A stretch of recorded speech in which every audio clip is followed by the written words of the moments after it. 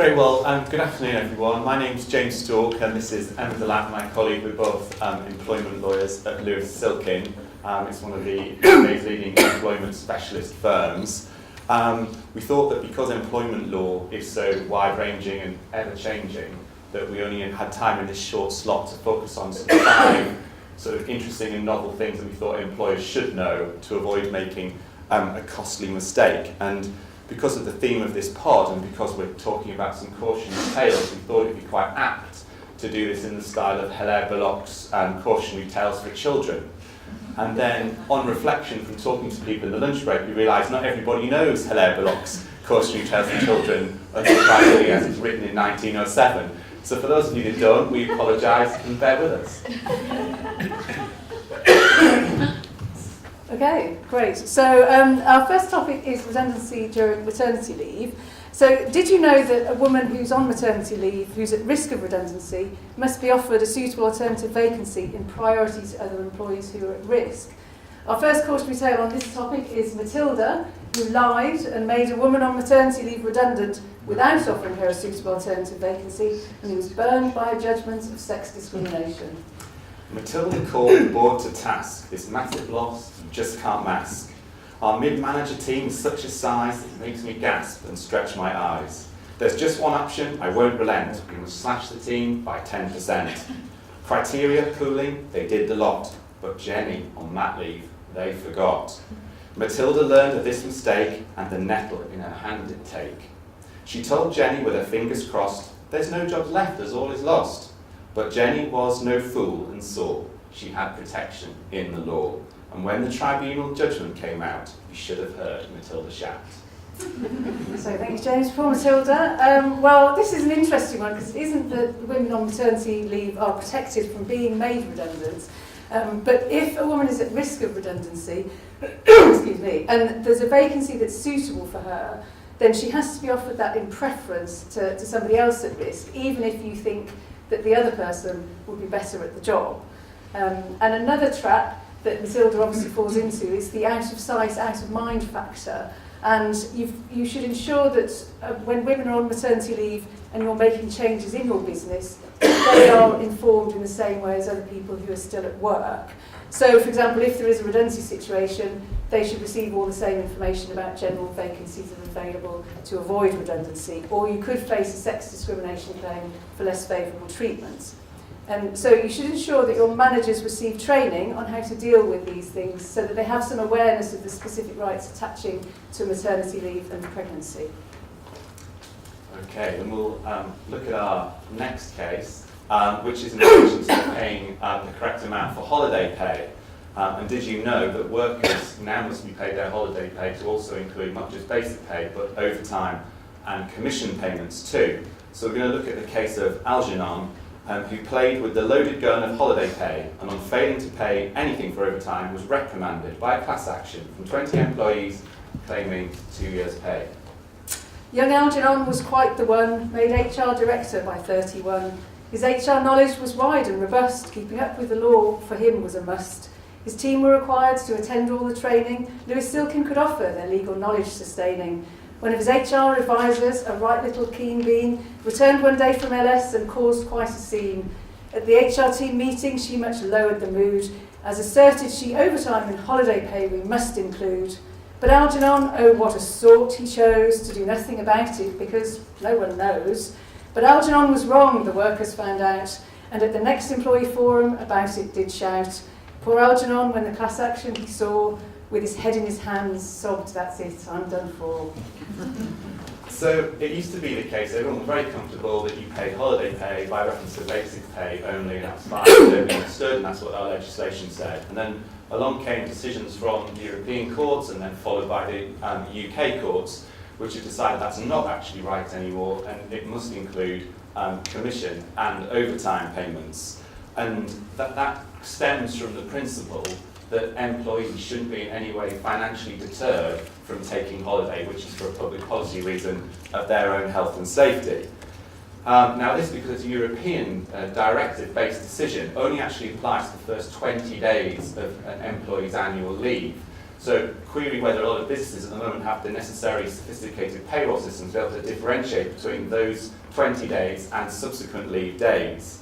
Now, this is an issue of potential financial exposure for businesses because employees can claim if there's a series of deductions going back as far as 2 years. And of course, if this is affecting a large pool of your own workforces, then if they get together, particularly if they're unionised, then it won't be just one employee bringing a claim, it could be a class action of several. Okay. So, our next topic is asking pre-employment questions about health. And did you know that it's prohibited under the Equality Act 2010 for an employer to ask pre-employment questions to job applicants about their health? Our cautionary tale on this is about Hildebrand. As an aside, I say we didn't make up these names. Hilaire Belloc came up with these names, just in case you wondered. But you can look that up later on the internet. But Hildebrand was frightened by employee sickness absence, and asking pre-employment health questions was brought to reason by a disability discrimination claim. Hildebrand was proud that he ran a tight ship. Over all Bowen's business affairs, he kept a firm grip. The latest work matter to get his attention was employee sickness and absence prevention. Look at these stats. Are they all pulling a sickie? We pay too much sick pay. They're all taking the mickey. He instructed HR to turn things around. Employee absence and sickness I expect to go down. So attendance was monitored and thoroughly checked, and for their health and well-being, they rolled out a project. But this isn't enough, Hildebrand said. We must ensure that no one else with health problems comes through the door. So detailed health questions of job applicants did they ask, and they asked questions of all, no matter their task. Sadly, Hildebrand about the Equality Act was unschooled. A claim was received and the tribunal ruled. Asking about health questions is discrimination, the judge did declare, and poor Hildebrand, a compensation order must bear. So this law is obviously intended to deal with discrimination against people who are disabled or who have health problems when they apply for jobs. And other than in limited circumstances, you can't ask people about their health or their medical history when they're applying for jobs. You can ask questions if you need to find out if they can do certain aspects of the job, or if you need to establish if they may need adjustments to the job because of a disability. But the danger of asking these questions at the pre-employment stage is if you find out something about somebody's health that means you then don't make an offer of a job, then there's a risk that you're going to face a valid claim for direct disability discrimination. So you should review your current practices to see if actually as a matter of routine, recruiters are asking health questions, and you should increase awareness of managers about who are involved in recruitment, obviously, so that they're clear about the rights of disabled people both before and during employment. Great. So we're now going to look at the cautionary tale of Rebecca and about gender pay gap reporting. And did you know that from April 2018 onwards, large employers, that's with 250 employees or more, are going to have to publish statistics on their own websites about the pay differentials between men and women. And we're going to look at Rebecca, who pays women less than men for fun and will perish miserably as a result. Rebecca's start was pretty tough. A sink estate most would view as rough, but determined she was to turn things about, and her entrepreneur spirit made sure she got out. I pulled myself up by my bootstraps. There's no doubt in business I'm as good as the chaps. But of her female employees, she expected the same. If they earned less than men, then they were to blame. Her lawyer advised, this simply won't do. Pay your women more or you will be through. But Becky carried on as she chose. What I pay is private, so nobody knows. So when she learned of the need for a gender pay gap report, imagine her incensed and outraged retort. So this is the new legislation. It's getting a lot of press coverage at the moment that for your pay roll, it's going to you take from April 2017, you're going to have to publish that statistics by latest April 2018. And in that, you're going to have to publish your average difference between men and female pay. You're also going to have to break your pay bands down by quartile and see the numbers of men and women in each quartile. And you're also going to have to report on bonuses awarded to men and women separately. Now, this is going to be publicly available. This is going to be on your own websites. The government are going to produce sector-based league tables, so there's going to be a naming and shaming culture to make you comply. And what we're hearing from clients is this is a big issue in terms of reputation and also from recruitment and retention. There's also a good risk that you're going to have an increase in equal pay claims being brought against employers with bad pay discrepancies. And of course, those employers that are sensible are going to start doing trial runs now on their current data. But of course, if you do, that's going to be disclosable if anyone did bring a claim. So we'd suggest that you do that in conjunction with your lawyers, so you're going to have the benefit of legal advice privilege, so that's not going to be able to be seen by employees. Okay, so our final cautionary tale is about George. And did you know that, and health and safety sentencing, did you know that there are new sentencing guidelines now in place that mean that under health and safety legislation, it's anticipated that there are likely to be 7-figure fines for serious health and safety offences. So George, played with a dangerous toy of health and safety, suffered a catastrophe of considerable dimensions when his business was ordered to pay a £2 million fine after an employee died in a workplace accident. Chief Executive George ran a bank in the city with big and rich clients sitting quite pretty. But a terrible accident on a plane trip took place, and at the arms of the death George's top man did embrace. The exec had made use of the company jet, but sadly a licensed pilot did not get.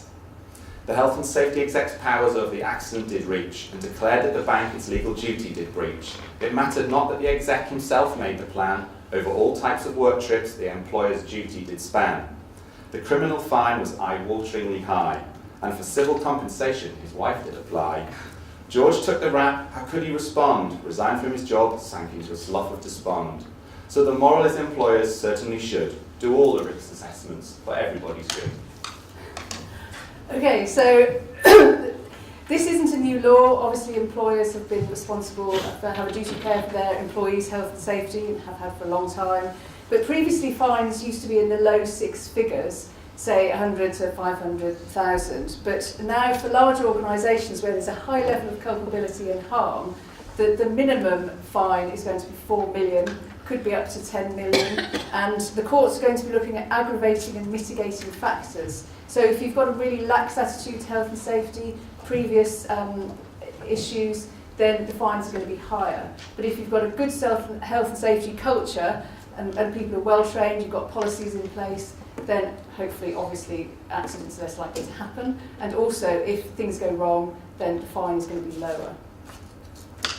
So that just sort of wraps us up. We wanted to say that we could have picked lots of cautionary tales. We've only chosen 5. Employment law is riddled with them. We've got this handout to hand out at the end for people to take away and read to their children at bedtime. There's also 5 new cautionary tales written by Emma in there as well. I think one of the things we wanted to finally conclude on is saying clearly a lot of these issues that we've highlighted can be prevented with proper education of your workforce and proper training. Thankfully, we do a lot of in-house training for our clients, so if that's something we can help you with and you're interested in, a little bit more information is at the back of our pack as well with our details. So if you'd like to get in touch with us, we'd love to hear from you. Thank you.